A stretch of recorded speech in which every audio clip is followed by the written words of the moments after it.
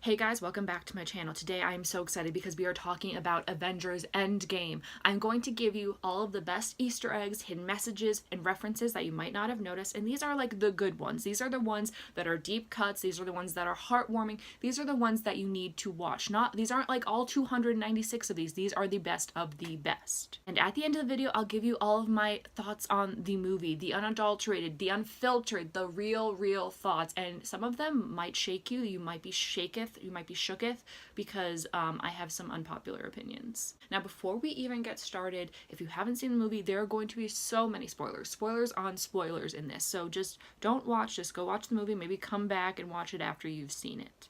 Before we get started, be sure to subscribe because I put out new videos every single week and it helps me a whole bunch. Now, let's get to the action. The first one is about New Asgard. Now, in Thor Ragnarok, Odin talks about how Asgard isn't a place, it's a people. So if you look closely, New Asgard is actually in the location from Thor Ragnarok where Odin disappears. In the comics, there's actually an instance where Asgard is placed in a small town in Oklahoma. This next one is a little bit of a fashion moment. So Thor Ragnarok director Taika Waititi was famous for having this pineapple romper, and if you look in the movie, Korg is actually wearing it while he plays Fortnite with Thor. Okay guys, this next one is a deep cut. So in the 1970s Captain America comics, there's a portion of time where Captain America retires the name Captain America and actually becomes Nomad. One of which, and perhaps the saddest, is Roscoe Simmons. This dude just made like a homemade Captain America suit, and unfortunately after about a few days, Red Skull comes and tortures him and murders him to get Captain America's attention. So when we see Captain America go back to the 1970s with Tony Stark, he's wearing that suit that has Roscoe on it, and now you know what it's from.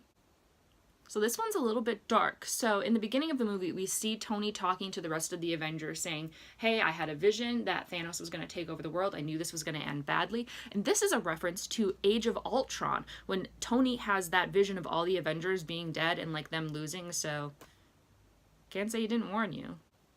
Right before one of the most brutal beheadings in the whole Marvel Cinematic Universe, we see that Thanos has put his armor in the shape of like a scarecrow on top of this pole outside of his little hut, and this is a direct connection to what he does in the Marvel Infinity War comic. If you're wondering if there were any director cameos in this movie, there was one. So Joe Russo is one of the directors, and he was actually the gay man in Steve's support group in the movie. If you don't know what he looks like, here is a picture of him making a cameo in Captain America Winter Soldier. On the subject of the Russo brothers, they actually were the directors and executive producers for the show Community for a few seasons. Two of the actors from that show are Ken Jeong and Yvette Nicole Brown, and they made a couple cameos in the movie as well. Yvette Nicole Brown is seen in the base camp from the 1970s, and she's the one who calls security on Steve and Tony. And then in a blink and you'll miss it moment, Ken Jeong is the security guard at the storage facility where Scott shows up because a rat just happened to save the whole world. This next little tidbit is just a fun little fact. So Steve Rogers is known for being like a wholesome, sweet vanilla bean, and in the past movies he's yelled at people for language and not swearing, and in this movie he actually swears more than anyone else in the film. We all know that Loki is the god of mischief, and one of his talents is that he can shapeshift. In the movie, we see him turn into Captain America, and this is actually a callback from Thor: Dark World, where he turns into Captain America to antagonize Thor. I'm keeping that in. Let's stay on the Loki bandwagon for a second because I am a huge Loki fan. He's my favorite character in the Marvel Cinematic Universe, probably like just a little bit above Iron Man, but Iron Man is right there. And one of the little moments from our God of Mischief is that he has the Tesseract when, you know, Hulk comes down the stairs and crushes Iron Man in such a frustrating moment. But anyway, the fact that he has the Tesseract now means that he is going to be able to get up to all kinds of hijinks. And a lot of people are guessing that this is going to be shown in the Disney Plus series that's going to be centered on Loki. But seriously, why couldn't you just let Hulk get in the elevator with you? We would have had such an easier journey. Unfortunately, Stan Lee did recently pass, so that marks his last cameo in this movie. He is seen in the 1970s flashback when Tony and Steve are at the base camp and he's riding in a car past being like, make love not war, lols. Okay, stay with me on this one. We're going to be talking about Vormir and celestial space. So in the movie, we see Nebula reference Vormir and celestial space. Now that's the place where we see Ring Wraith Red Skull. And she says that it's the dominion of death in the center of celestial space. And people are saying this could be a lead up to an Eternal movie in the beginning of Phase 4 of the Marvel Cinematic Universe. The Celestials are a major part of Marvel's cosmic mythology. And they are the beings that are responsible for creating the Eternals. And the Eternals are an immortal and very powerful race, and that's actually what Thanos is. And they're ageless and humanoid and just, yeah, they're a pretty big deal. So basically, we'd be getting this whole new race of beings and creatures and a whole new series from this little factoid. Oh, now, if you're like me, one of your favorite moments in this whole freaking movie was when Captain Marvel comes in and she's just flanked by all the female superheroes. Like, I swear my, like, little nerdy heart got a boner. So I got, like, a movie boner. So we pretty much had all the female superheroes in the Marvel Cinematic Universe, minus, like, Black Widow, obviously. Whatever, who cares? But this is in reference to A-Force, which is in the Marvel Comics, actually, and it's an all-female team, and people are saying that this could be the start of a new series, a new set of movies, because now that the Avengers are gone, we need someone who's going to, you know, take care of the world. That's the sound I made when Black Widow died, because I literally didn't care. R.I.P. If you are an Iron Man stan, then you probably already know this, but maybe you're an Iron Man stan and you don't know this. Either way, you're going to be so jazzed, because in the comics, Iron Man is the first person to wield the stones. In 2011, he made his own gauntlet and set of armor specifically for wielding the stones. Isn't that amazing? Like, that's so incredible. Oh my gosh, I love Iron Man. Not to get too real, but then our next one also is about Iron Man. Oh my gosh, that sassy little angel. He obviously says when he takes the gauntlet from Thanos and is like, yo, I'm gonna take these stones now, I'm gonna save the world, and Thanos is like, I'm inevitable, I'm amazing, and then he just comes up and he's like, I'm Iron Man. Now, it's probably obvious, but this is a reference from the first Iron Man movie where they're all like, hey, hide your identity, and he's like, nah, I'm just gonna be up there and be like, yo, Iron Man, so it's from that. We love a sassy queen. And again, just a reminder that that was the first movie that kicked off this entire universe, so iconic. If you want a little bestie vibe thrown in here, then look no further than the moment between Captain America and Bucky Barnes. So we see in that cute little goodbye moment when Steve's gonna go return the stones that there's the whole, you're taking the stupid with you. Now, some people might not remember, but this is a throwback to Captain America, the First Avenger, when Bucky's off to go to World War II, and it's all like, don't do anything stupid while I'm gone, because, you know, he's trying to join the army over and over again.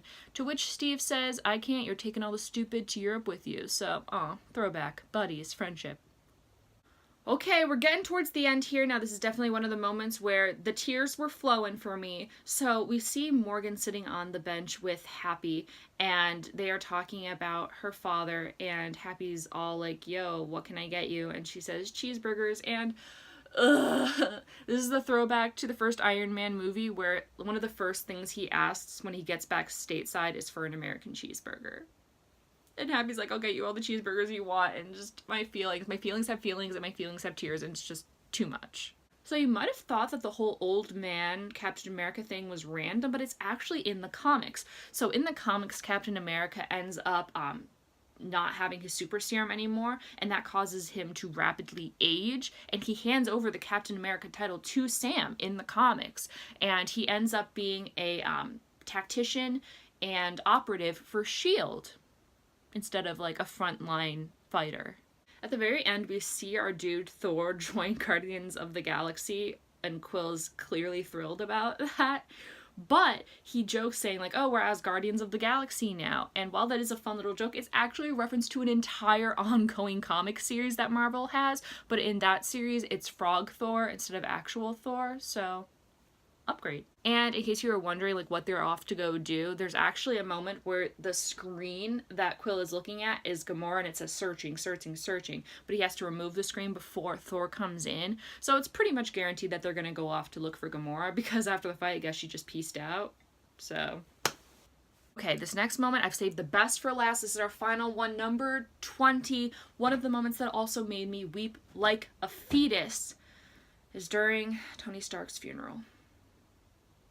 Now we go through, we sweep through past Peter and all the different Avengers, and then there's just one random teenager that's there, and a lot of people were like, yo dude, who are you and why are you at the greatest Avengers funeral? This dude is actually Harley Keener from Iron Man 3, you know, the potato gun kid who helped Iron Man uncover the whole evil plot. So they kept in contact, and basically Iron Man adopted him as like one of his children, and doesn't that just make you so emotional? So now people are speculating that he's gonna be the next Iron Man. Iron Man lives on. Come on, that's amazing. Alright guys, that is it for all of the Easter eggs. Now it's just going to be me talking about my opinions on the movie, because I didn't want to make a whole separate one for this, because like, come on, like, just, you're a nerd, you watched all these, so like, just listen to me talk about my opinions. All in all, I'm going to keep it short and sweet, but I think that the whole thing was pointless because they had half the population die, okay? Their whole thing, their whole risk was like, oh, let's make a time machine and just hope that we don't make it worse. They almost made it worse. Like, literally, freaking Thanos comes and he's like, oh, you killed half the people, well, now I'm going to kill your whole planet. And the only reason they survived is because Iron Man saved them, but even that was a 1 in 14 billion chance. They barely survived Infinity War. They're lucky they only got half the population wiped out.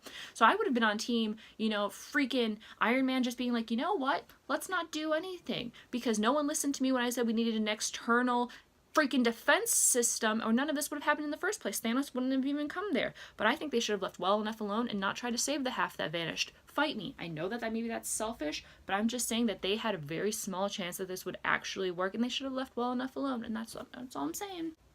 But all in all, what an amazing movie. I'm really sad that Iron Man died. I'm so salty. I literally, freaking Loki and Iron Man are my two favorite characters. What the heck? The only nice thing is that Loki's gonna live on, but it's a Disney Plus series, so like how, like Disney's great. I love Disney. I stan Disney, but like there's only so gritty a Disney show is gonna be, so I feel like it's definitely gonna be like a watered down version of Loki.